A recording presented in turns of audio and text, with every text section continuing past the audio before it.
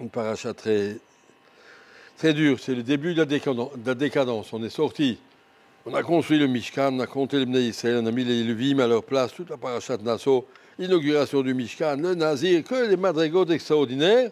Et maintenant, on est sur la route nationale pour aller vers Eretz Israël. Qu'est-ce qui arrive? Balotra, Emraglim, Korach, toutes les tsarotes. Et après, Moshe va taper le rocher. Et après, comme ça, c'est. Le livre de Bamidbar est un livre dur. Le livre de Bamidbar va nous montrer les faiblesses de l'homme. On a montré sa grandeur, où il sait qu'il peut arriver dans Nassau. Bamidbar et Nassau. Et Balotra, la menorah, fait monter la menorah. Et maintenant, on fait Pessah Sheni. Et maintenant, il y a deux nouns renversés. La Torah nous dit, la Gemara nous dit, parce que le livre de Bamidbar, il est composé de 3 sfarim différents. Jusqu'au Noun, Shishi, c'est la suite encore du début qui nous parle de la grandeur des Bnei Israël. Après, entre les deux Noun, parenthèse, Vahi bin Soharon ou Yomar. Et après, la décadence. Vahi am kemitononim, itavu ta'ava, zacharnu et adaga. Et après le Shonara de Myriam. Et après les cailles sont tombés. Et après, ça continue. Shlach c'est les Meraglim. Après Korach, c'est la révolte de Korach. On sait que la Mishnah nous dit Akina ta'ava vakavod motzi met adam mina olam. Si un homme ne fait pas attention à ses midot, motzi oto mina olam. Il va perdre son lamazé et son lamaba. Kina, si on vit par la jalousie, ça c'est Korach. Hatava, be'alotecha. Et Kavod, c'est les Meraglim. On verra ça quand on arrivera aux Meraglim. La Torah veut nous montrer, regardez, vous étiez bien à un grand niveau des grands tzadikim avec Moshe Rabbeinu, et lorsqu'arrive une de ces trois grandes forces, on perd l'équilibre. On va parler un petit peu de Tava aujourd'hui. Qu'est-ce qui s'est passé? Tout le Erev qui était parmi les Bnei Israël, Hitavu Ta'ava. Ils ont eu envie d'avoir envie. Ils ont dit, Miachelenu Bassar, on veut de la viande. Il n'y a que de la manne. Matin, après-midi et soir. Rachidi, Man Baboker, Man Baerev, c'est tout ce qu'on reçoit. Et on est condamné, là, à tourner dans le désert. Rien, il n'y a pas un kiosque, il n'y a pas un restaurant, il n'y a pas une épicerie, il n'y a rien. Une glace? Non, rien du tout. On tourne dans le désert. Tous les matins, un sac de manne. Tous les soirs, un sac de manne.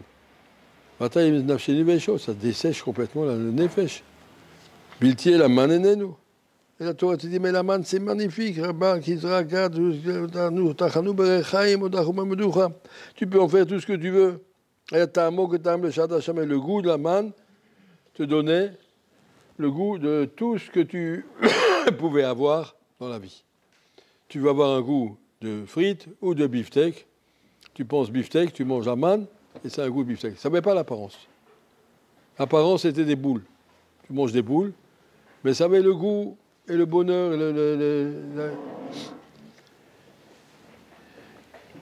Et puis, c'était facile, c'est devant la porte. Château, Ambelacto, tu vas te promener, tu le trouves. Vaishma Moshe et de là, ils sont arrivés à pleurer aussi sur les mariages interdits. On ne peut pas se marier avec qui on veut. La Torah, elle fait des limitations. Kadosh Baruch Hu s'est fâché. Moshe, Kadosh Baruch Hu dit Qui vous avez pleuré devant Hachem en disant mais on veut de la viande. Qui t'ouvre la nuit, c'est mieux en Égypte. Nathan Hachem lachem basar. Vous allez recevoir de la viande, vous allez en manger. Lo yom echad. Pas un jour, et pas 2 jours, et pas 5 jours. Lo asara yamim, lo esrim yom, atro de shamim. Pendant 1 mois. Ad hachem après que ça vous sorte de votre nez. Vaya lachem le zara, ça des épées qui met Hachem et Hachem. Vous avez méprisé Hachem, Batifko, le Fana, la Mazé, vous avez pleuré pour qu'on est sorti d'Égypte. C'est-à-dire qu'Akadosh Baruch Hu allait guérir de la Tava. La Tava, ça vous fait que du mal. On va vivre pour sa neshama. La vie pour la Torah, ben, il faut manger, d'accord, on va manger, quand je te donne la manne. Avec ça, tu as toutes les forces qu'il faut. Tu manges ça, et puis voilà. Non. On veut de la daga, sherachan metzaim chinam, beta kishouim, beta dilouim, beta batzir, chatzir, tas de trucs qu'il voulait. Qu'est-ce que ça te fait? T'as mangé. Volbe écrit dans son Sefer, un Bachou Yeshiva, par définition, c'est quelqu'un qu'à la fin du repas, il demande si ça a mangé, il dit, je sais pas. Aucune idée. On a mangé, ça va. Si ça t'intéresse, on a mangé aujourd'hui ça plutôt que ça, déjà tu es en dehors de la plaque. T'intéresse, t'as mangé, tu peux aller étudier, ça va. Il faut bien comprendre, c'est un proverbe connu, mais c'est marqué dans Molière, il faut manger pour vivre et pas vivre pour manger. Et malheureusement, il y a beaucoup de gens qui vivent pour manger. Issa Meiri nous racontait, lui, il faisait des dialyses de temps en temps, quand il faut. Il y a toujours des gens en moins. On rencontrait les gens tout le temps à l'hôpital. Il y en a qui partent, Pourquoi ils partent? Je me dis, ça n'a pas de temps de vivre si on ne peut pas manger. À quoi ça sert de vivre? Je veux acheter un gâteau, on ne peut pas. Acheter un chocolat, on ne peut pas. Ça ne peut pas. Ça ne vaut plus la peine. Les gens, ils vivent pour manger. Je ne sais pas si vous savez l'allemand. Comment on dit? Il est, ist. Il mange, ist. It. Être, c'est manger. Je mange, donc je suis. Ça, c'est la définition de la société des Behémoth. Et en hébreu, le verbe être, c'est penser. Haga. Haya, haga. Je pense, donc je suis. Mais si un goy, je mange, donc je suis. J'existe que pour manger. Vous allez voir combien il y a de restaurants, des choses, des bonnes choses, tout ce que tu amènes au fur et à mesure. Je ne sais pas, moi, c'est une espèce de Itavu, Ta'ava, un tourbillon qui va de plus en plus bas parce que tu finis jamais. Moi, je me rappelle quand j'étais à Kol Torah, c'était dans les années 63, 64.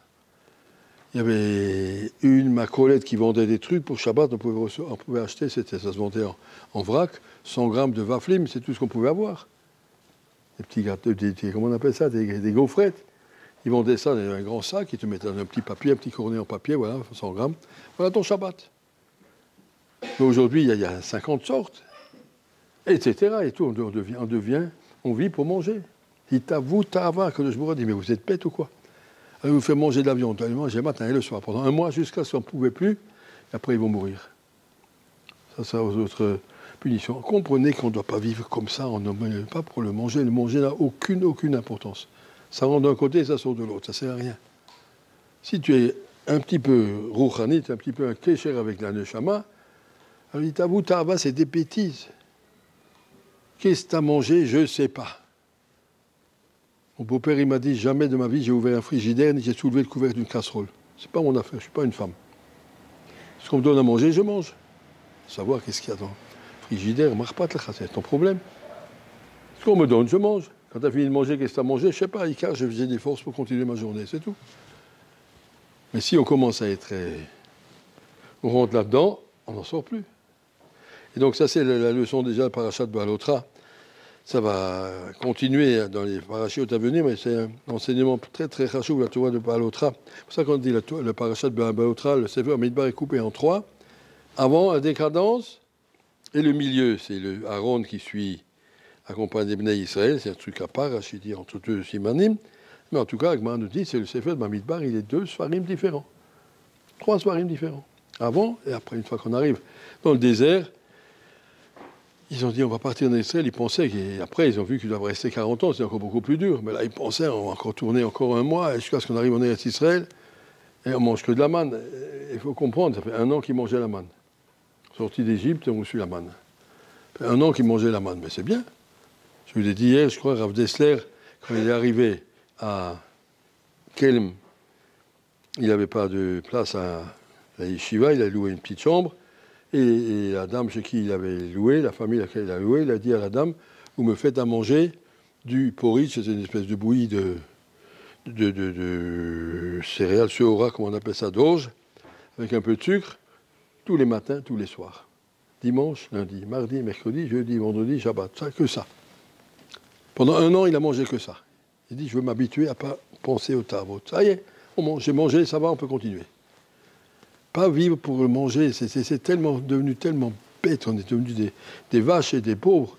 Il faut grandir. Qu'est-ce que ça peut te faire, rester à manger? C'est pour ça que tu vis. Grandis, grandis, grandis, apprendre à grandir, ça c'est notre travail ici, cette paracha.